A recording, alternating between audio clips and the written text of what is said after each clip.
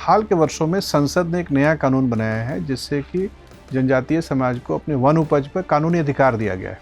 बता सकते हैं वो कौन सा कानून है? किसी भी मुद्रा की कितनी वैल्यू होती है? उच्चतम न्यायालय में जो न्यायाधीशों की नियुक्ति होती है उसकी क्या प्रक्रिया है? May I come in, sir? आइए।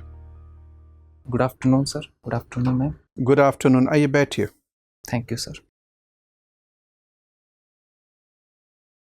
सहज महसूस कर रहे हैं आप? Yes, sir. अपना परिचय दीजिए। सर, मेरा नाम नरेंद्र है और मैं बाड़मेर ज़िले से बिलोंग करता हूँ। मैंने 10th बाल विद्या मंदिर बालोतरा से की है 82% के साथ में। मैंने 12th जवाहर नवोदय विद्यालय पचपदरा से की 82% के साथ में। मैंने अपनी ग्रेजुएशन बनारस हिंदू यूनिवर्सिटी से 75% के साथ में की। विषय क्या पढ़ा बीए में? सर, जियोग्राफी ऑनर्स, हिस्ट्री और फिलोसफी। इतिहास और दर्शन, ठीक है। एमए किस विषय में किया? सर, हिस्ट्री सब्जेक्ट से। एमए इतिहास में पढ़ा है। यस। इतिहास में कोई खास शाखा, प्राचीन, मध्यकालीन, मॉडर्न या पूरा इतिहास? Sir, modern India. Modern history, आधुनिक इतिहास पढ़ा है। यस। ठीक है।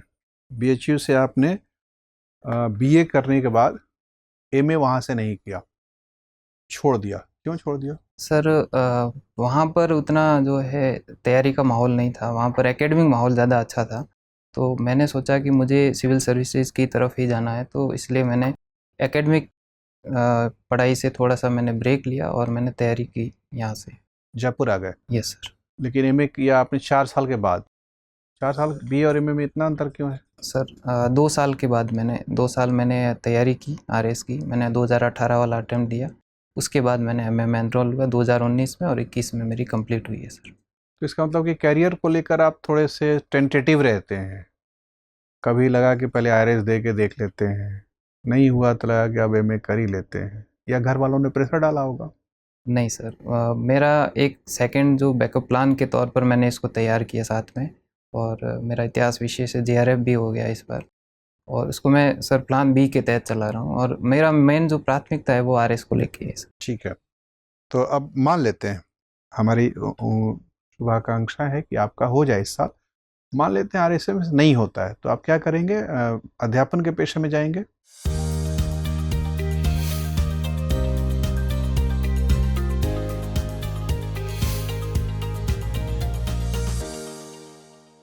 यस सर, मैं अभी पीएचडी में एनरोल करवाऊंगा अपना, और साथ में अपनी तैयारी को मैं जारी रखूंगा सर। ठीक है। तो आपने एमए कर लिया है तो आपने इतिहास शास्त्र तो पढ़ा ही लिया होगा, हिस्टोग्राफी थोड़ा बहुत पढ़ा होगा, और पीएचडी में एनरोलमेंट कराएंगे तो और बढ़िया से पढ़ना होगा। Yes sir. हालांकि अब तो यूजीसी ने नियम बदल दिया है, अगर आपने जेआरएफ क्लियर कर लिया है तो पीएचडी करना जरूरी नहीं है, आप लेक्चरर बन सकते हैं। Yes sir. तो इतिहास शास्त्र आजकल चर्चा का विषय है। यस। क्या होता है इतिहास शास्त्र? सॉरी सर, इसके बारे में हिस्टोग्राफी? Sorry sir. अरे आप इतिहास में एमए हैं, जेआरएफ भी हैं, अध्यापक प्राध्यापक बनने के लिए पात्र हैं, अब आप नहीं बताएंगे इतिहास शास्त्र कौन बताएगा? अच्छा ठीक है, इतिहास बोध क्या होता है? Sense of history. सर, इतिहास बोध जिसमें इतिहास के बारे में, जैसे इतिहास को दर्शन, जो घटनाएं हैं उन घटनाओं के बीच का संबंध, आपस में कार्य कारण संबंध और उनके बीच का अवलोकन। इतिहास की जानकारी, इतिहास का ज्ञान और इतिहास का बोध एक ही चीज़ है कि तीनों अलग अलग चीज़ है? जानकारी नहीं है इसके बारे में। इसके बारे में जानकारी नहीं है। आजकल इतिहास लेखन में कुछ परिवर्तन किया जा रहा है। इतिहास लेखन के कौन कौन से घराने माने जाते हैं? जैसे कि आपने पढ़ा होगा औपनिवेशिक घराना है, एक पढ़ा होगा साम्राज्यवादी है, एक राष्ट्रवादी है, साम्यवादी भी है, और कौन से घराने? एक सबाल्टन है सर। सबाल्टन है। क्या होता है सबाल्टन?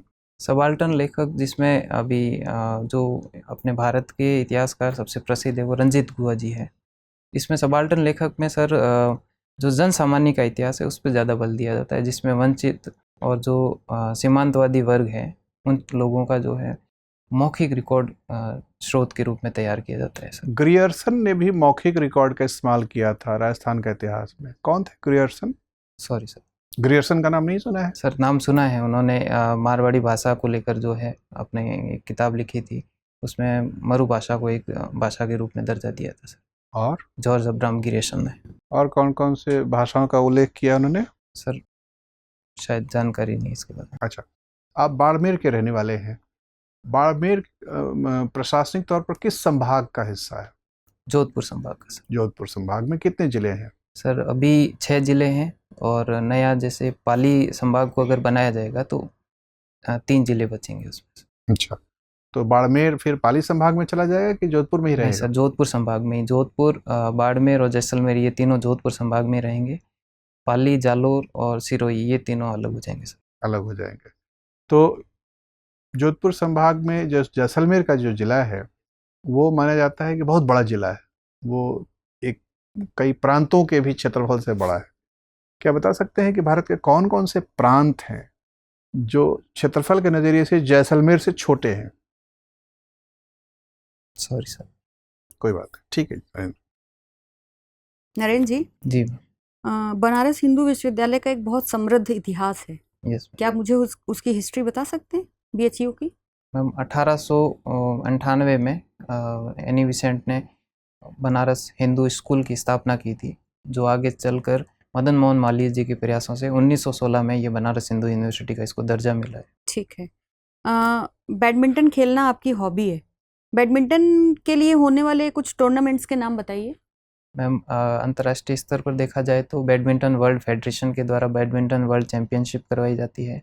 उसके अलावा Singapore open, French open, switch open, Indonesia open, इस तरह के गेम्स होते हैं। एक कनाडा ओपन भी होता है, वो किसने जीता अभी हाल में? मैम, उत्तराखंड के लक्ष्य सेन है, उन्होंने ये खिताब जीता है। कब से कब तक हुआ था ये? मैम, एग्जैक्ट डेट पता नहीं, डेट आपको अभी याद हाल ही नहीं? में हुआ है। अच्छा, कोई बात नहीं है। महिला खिलाड़ियों के नाम बैडमिंटन की?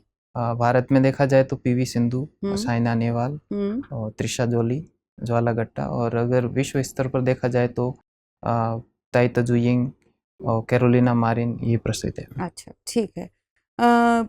आप इतिहास के विद्यार्थी हैं नरेंद्र जी, आप मुझे बताइए राजस्थान की ऐसी कौन कौन सी बातें हैं, चाहे वो इतिहास से हों या कल्चर से हों, कहीं से भी हों, जिन पर आपको बहुत गर्व है? मैम, एक अगर देखा जाए तो सबसे पहली चीज़ है कि महाराणा प्रताप का इतिहास जो है, और उसके अलावा चंद्रसेन का इतिहास है मारवाड़ में अगर देखा आप मेरा जाए। सवाल नहीं समझे। शासकों पर गर्व नहीं, एक बात होती ना, कहीं के हिस्ट्री में, कहीं के कल्चर में कुछ ऐसी चीज़ें होती जिन पर आपको गर्व होता है कि मैं गर्व करता हूँ कि मेरे राज्य में ये चीज़ें हैं, उस तरीके की चीज़ें बताइए। सॉरी, मैं समझ नहीं पाया। आप अभी भी नहीं समझ पाए? राजस्थान की किन बातों पे आपको प्राउड फील होता है कि मैं राजस्थानी हूँ, इसलिए मुझे इन बातों पर गर्व महसूस होता है कि मेरे राजस्थान में ये है? मैम, अगर पहले के तौर पे देखा जाए तो पुरातात्विक स्थल है राजस्थान में। उसके अलावा जो है यहाँ पर जो जौहर किया जाता था, उसके ऊपर कहा जा सकता है एक तरीके से कि यहाँ की महिलाओं ने आत्मसमर्पण नहीं करके जौहर की जो रास्ता है उसको चूज किया। उस पर आपको गर्व है, जौहर पर? मैम, उस समय के अगर इतिहास के दृष्टिकोण से देखा जाए, राजस्थान के लोग साहसी होते हैं, जुझारू होते हैं, इस पर आपको गर्व नहीं है? Yes ma'am. विपरीत परिस्थितियों में जहाँ पर भूगोल ने कुछ नहीं दिया वहाँ पर भी वो सरवाइव कर रहे हैं, इस पर आपको गर्व नहीं है? Yes ma'am. ये मेरा सवाल था कि राजस्थान में ऐसी कौन सी बातें हैं जिन पर आपको गर्व है। ठीक है नरेंद्र जी, राजस्थान के क्योंकि आप बता रहे थे शासकों के नाम, प्रमुख राजवंशों के नाम बता दीजिए जरा सा। प्रमुख राजवंश जैसे मेवाड़ में गोयल वंश का शासन था, मारवाड़ में राठौड़ वंश का शासन था। उसके अलावा मैम जैसे देखा जाए तो कोटा में है जैसे हाड़ा वंश का शासन बूंदी में था, और उसके अलावा करौली में जादौन राजवंश का शासन था। ठीक है। अभी कुछ खबरें आ रही हैं कि आर्थिक मंदी की स्थितियां चाइना में बन रही हैं। आर्थिक मंदी क्या होती है? मैम, आर्थिक मंदी एक तरीके से देखा जाए तो जिसमें उत्पादन बड़े स्तर पर होता है लेकिन मांग में कमी आ जाती है। यस मैम, तो उसको आर्थिक मंदी कहा जाता है। जब वो लंबे दौर तक चलती है तो उसको आर्थिक मंदी कहा जाता है। यही मुद्रास्फीति भी यही है क्या? मैम, मुद्रास्फीति महंगाई को कहा जाता है जिसमें मुद्रा का मूल्य वस्तुओं की तुलना में कम हो जाता है। कम हो जाता है, अच्छा ठीक है। किसी भी मुद्रा की कितनी वैल्यू होती है? फेस वैल्यू और इंट्रिंसिक वैल्यू, ये नाम सुना है आपने? क्या होता है? मैम, फेस वैल्यू जिसके ऊपर वो अंकित, जिसके ऊपर लिखा जाता है, माना जैसे अगर 20 रुपये लिखा है तो, और इंटर्नशिप मेरे ख्याल से जैसा है कि डॉलर की तुलना में उसका क्या वैल्यू है, ये होता है। श्योर हैं आप? नहीं। अच्छा, नोटबंदी कब हुई थी? 2016। और 2000 के नोट कब बंद हुए थे? मैम, इसी जून में।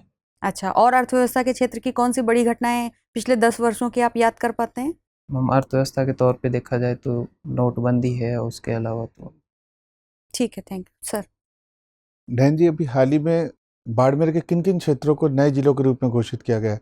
सर एक जिला घोषित किया नया, बालोतरा को सर। बालोतरा को घोषित किया गया, ठीक है। आप इतिहास के विद्यार्थी हैं, आप मुझे बता सकते हैं कि किस गवर्नर जनरल ने भारत को संपूर्ण प्रभुत्व संपन्न लोकतांत्रिक घोषित किया था? सर अगर गवर्नर जनरल के तौर पर देखा जाए तो माउंटबेटन। श्योर हैं आप? शायद।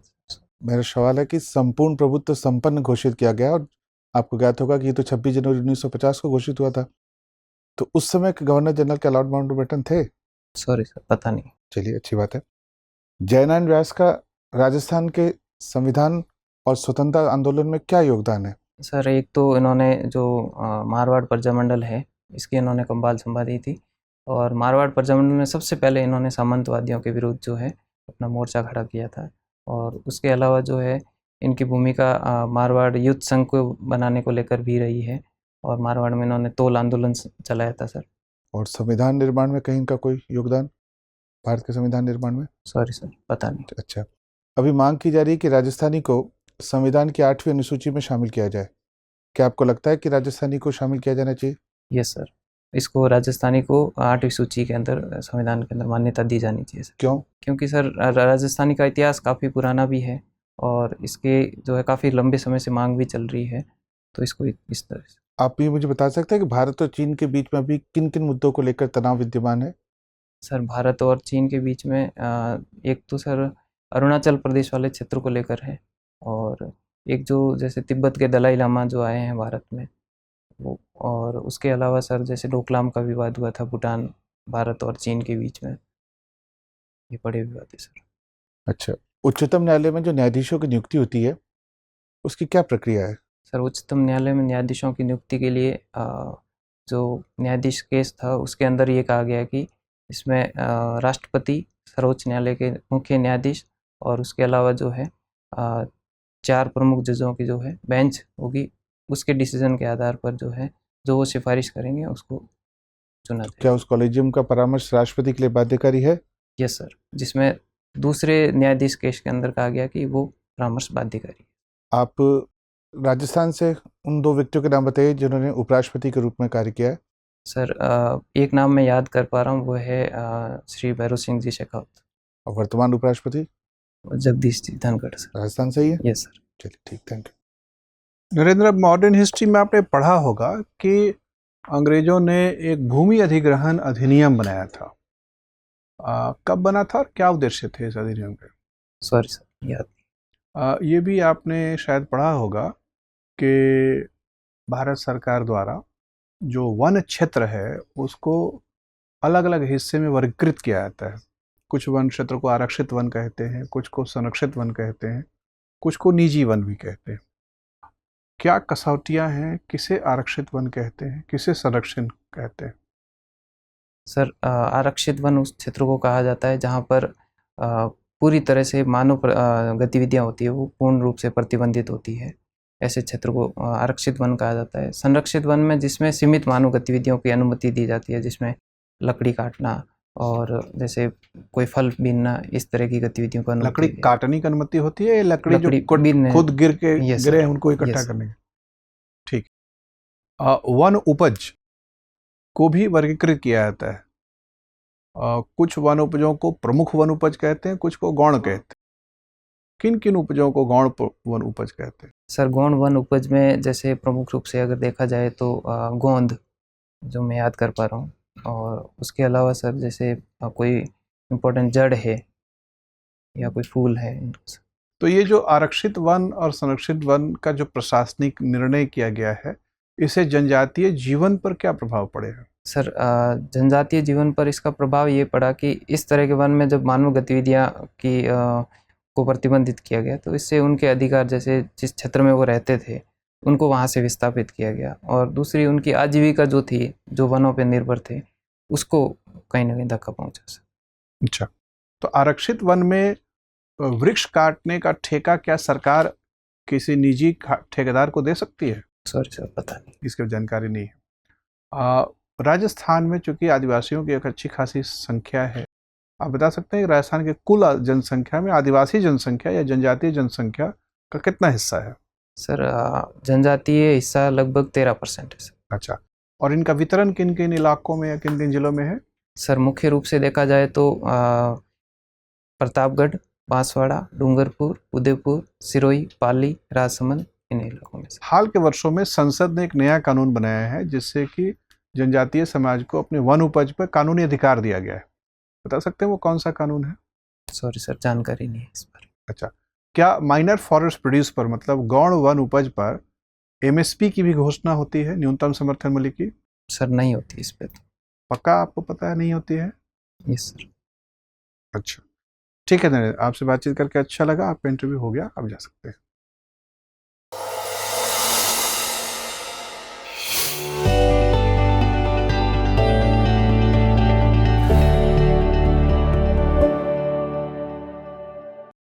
आइए बैठिए।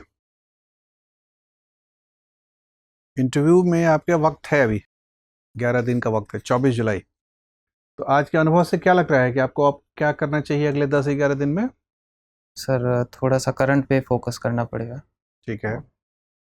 थोड़ा सा सब्जेक्ट को लेकर। हाँ देखिए, ज़्यादातर तो आपसे उम्मीद यही है कि चूंकि आपने एमए किया है हिस्ट्री में, जेआरएफ भी आप दावा कर रहे हैं कि आपने क्लियर किया अभी ताज़ा, और अंक भी आपने ठीक ठाक 75% बीए एमए में पाए हैं। Yes sir. तो ये माना जा सकता है कि परीक्षा में आपने लिखा होगा तभी तो अंक अच्छे आए हैं। तो लेकिन हम लोगों ने इतिहास के जो प्रश्न पूछे उसमें थोड़ा सा जस्टिफाई नहीं हो पा रहा है। तो थोड़ा हम तो कहेंगे कि आप हिस्ट्री वाले पर ही उसको थोड़ा सा मांझिए, परिमार्जित करिए, तरोताज़ा करिए, और ख़ासतौर पर राजस्थान के इतिहास वगैरह पर तो ज़रूर सुनिश्चित करिए। और आपने एमए में आपका ज़्यादा, एमए में ऐसे तो हर सारे सब पेपर पढ़े जाते हैं, एंशिएंट भी पढ़ा होगा आपने? नहीं सर, मॉडर्न इंडिया विशेषकर उसमें होता है। अच्छा, तो 8 पेपर मॉडर्न के ही थे? हाँ, वर्ल्ड हिस्ट्री भी नहीं था उसमें। तो फिर मॉडर्न हिस्ट्री में तो एकदम से आपको बारीक से बारीक बातों की भी जानकारी होनी चाहिए, और ख़ास तौर पे जो सोशली रेलिवेंट हिस्ट्री है, जैसे आपने कहा सबाल्टर्न हिस्ट्री, तो सबाल्टर्न हिस्ट्री तो यही है ना कि भाई औपनिवेशिक काल में अंग्रेज़ों की नीतियों का यहाँ के गरीब लोगों पर, जनजातीय समाज पर जो प्रभाव पड़ा उसका विशेष तौर पर अध्ययन करें। जनजातीय क्रांति हुई, उसके पीछे कारण क्या थे, तो ये सब लैंड एक्विजिशन एक्ट वगैरह तो उसी सबाल्टर्न हिस्ट्री का हिस्सा है। बहरहाल, तो मैं और भी जो चीज़ें हैं उस पर भी गौर करिए। यस। आपकी कुल मिलाकर सबसे पहले आयोग के अंदर आप जब प्रवेश करते हैं, बोर्ड के समक्ष पहुंचते हैं, तो आपकी पहली छवि, फर्स्ट इमेज जो है वो सकारात्मक बननी चाहिए। और वो सकारात्मक बनती है 2-4 बातों का ध्यान रखने से। एक तो ये कि प्रवेश करते समय बुलंद आवाज़ में, आपकी आवाज़ थोड़ी सी दबी हुई है वो नहीं, थोड़ा सा उसको ऊंचा करके हुए बुलंद आवाज़ में विनम्र रहते हुए प्रवेश की अनुमति लें, अभिवादन करें। क्योंकि आपका इंटरव्यू का समय आपने मेंशन नहीं किया, किस समय बुलाया है आपको उन्होंने? सुबह 9 बजे से। 9 बजे बुलाया। तो सुबह 9 बजे बुलाएंगे तो आप या तो नमस्ते करें या गुड मॉर्निंग, जो भी आप ठीक लगता है आपको, सहज महसूस करें, लेकिन बुलंद और विनम्र आवाज़ में करें।